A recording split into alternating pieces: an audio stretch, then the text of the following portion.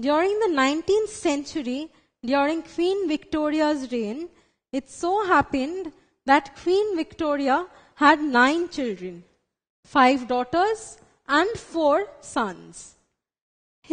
Her youngest son, Leopold, suffered a minor accident which proved to be very fatal.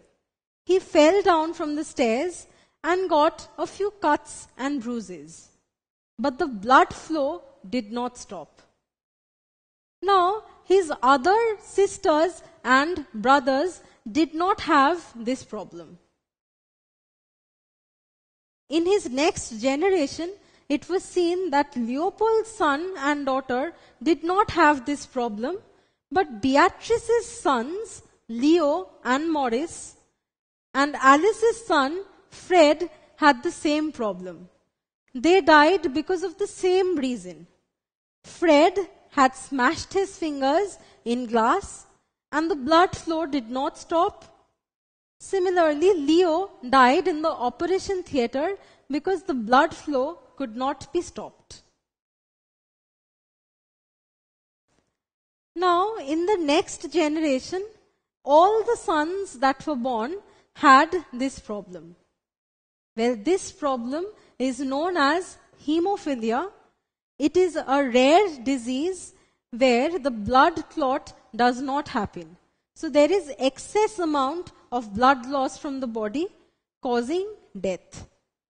Now, if you see this chart, you will realize that only men got affected and this disease was spread across generations.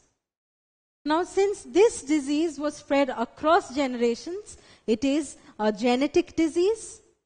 And since only the men were getting affected, it is feasible for us to say that it is a sex-dependent disease. That is, either the Y chromosome is responsible or the X chromosome is responsible. Now, the Y chromosome determines only the maleness of a person. So, the causative sex chromosome has to be the X chromosome. Now, how were the women not affected in Victoria's family? Well, we've studied this, that both the sex chromosomes in females are X and X. Now, if we go back to Mendel's experiment, try and recall what the genotype was in Mendel's first generation. Yes, the first generation had a genotype capital T, small t. But the phenotype was that of a tall plant. This means that capital T was dominant over small t, which was recessive. Similarly, in Victoria's family, the women had a gene which was healthy and another gene which was hemophilic. But this healthy gene was dominant over the hemophilic gene, and that is why the phenotype was that of a healthy lady. Females carrying this genotype were known as the carriers of the disease, because they carried forward this disease to the next generation.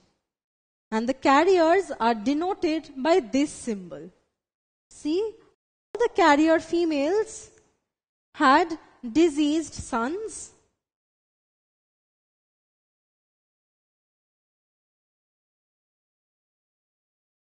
Now, you saw from the chart that Victoria was also a carrier for hemophilia. So let us do the crosses. Victoria was a carrier for hemophilia, so her genotype was X, X dash. She married a normal man with the genotype XY. Now, suppose the reproductive cell of Victoria had this chromosome, the X dash chromosome, which had the hemophilic gene. Now, suppose this X-bearing sperm fused with the ovum, then a carrier daughter was born.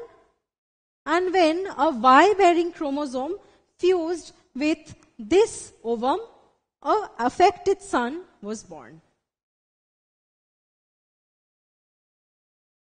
Now, can a woman never get affected by hemophilia? Well, yes, she can, only if the hemophilic gene is expressed homozygously. See, both the chromosomes should have the hemophilic gene present. And this is only possible if a carrier woman marries a hemophilic man. The reproductive cells will have half the number of chromosomes.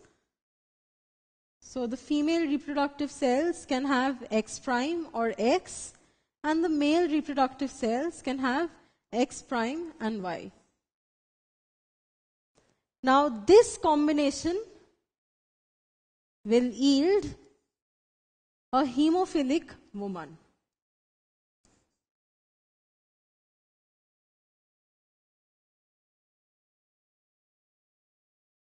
Now you try and tell me how this happened. Leopold had hemophilia, but Leopold's son did not suffer from this disease, but his grandson did. Well, how did this entire thing happen? How was this genetic disease carried forward to the successive generation? Let us see. Leopold married a normal female. So Leopold's wife had X chromosomes. Leopold was diseased, so he was X prime Y. Now, the reproductive cells get halved.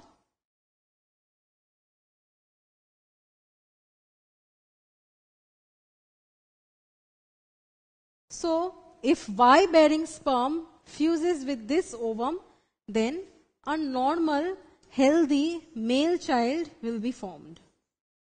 That is how Leopold's son was not affected. But see, they gave birth to a carrier daughter.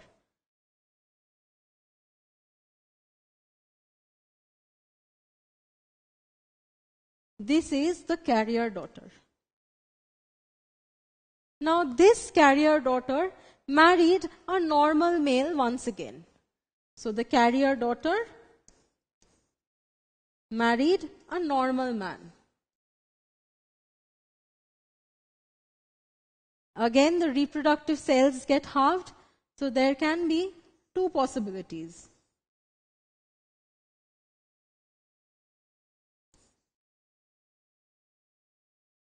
Well, a diseased son can only be born if the Y chromosome carrying sperm fuses with X- ovum.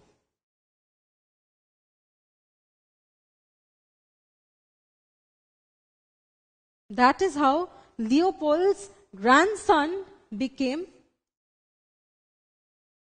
diseased. These days, the occurrence of such genetic diseases have decreased gradually because the couples have become more aware and educated about their compatibility. If you are an adult and you have a genetic condition, and after having this genetic condition you want to plan a baby, then there are many genetic testings that are available that assess the risk of the baby getting the genetic disease.